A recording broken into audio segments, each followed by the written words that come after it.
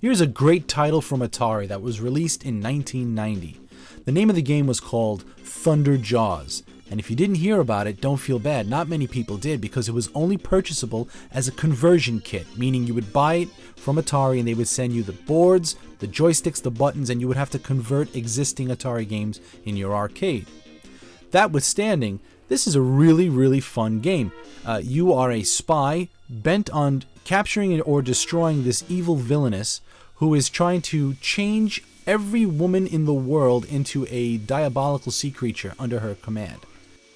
Now, after you've been dropped off to the waypoint, you have to defend yourself using this harpoon while picking up other weapons under the water there against sharks. But being that this is a spy game, of course, they're not just sharks, they're robotic, cybernetic sharks.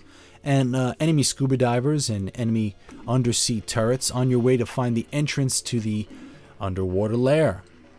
Here it is. So we'll just kill some of these guys here and make our way to the lair, which will then open up to the second phase of the game. Not after some really cool 80s-like animation. And you'll notice, if you're familiar with some classic arcade games, this part of the game looks very reminiscent of the classic Namco game. Can you guess it? Rolling Thunder. Right. You get 2 points for guessing that. Now, they do a pretty good job, actually. Unlike Rolling Thunder, you can take a punch and fight. But take a look what's happening in the background there.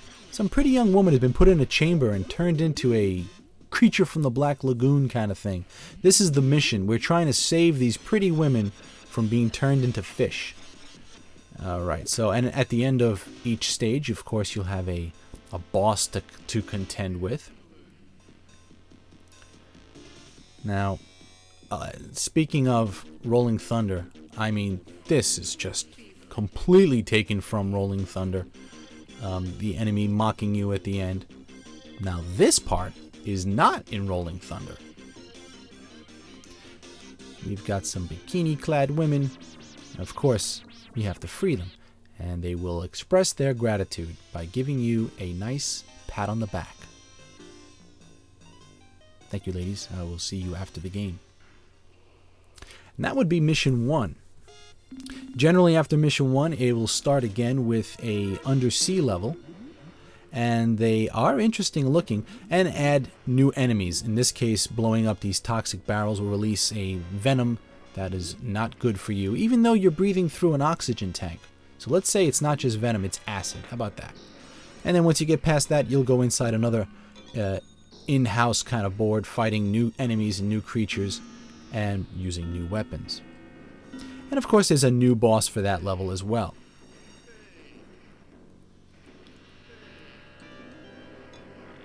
Mixing it up, they've got some cool things here. You are underwater, but they added some effects there. The game is very difficult, and it will take many, many, many credits to make it all the way through. If this was a monetized idea, it would probably cost you, oh boy, in US dollars. You know what? I shudder to even guess how much it would cost to continue this game all the way to the end. But take a look at some of the ideas they have there. They got some caverns and graphics that reflect that. And here's an interesting looking boss. What was the inspiration to this? I don't know.